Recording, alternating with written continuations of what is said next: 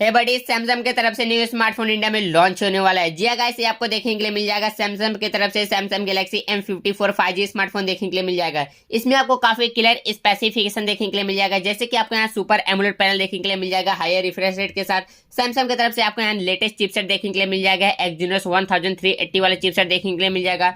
Mobile काफी तगड़ा होने वाला है। 50 मेगापिक्सल का OIS वाला कैमरा देखने के लिए मिल जाएगा। फ्रंट में आपको 32 मेगापिक्सल देखने के लिए मिल जाएगा।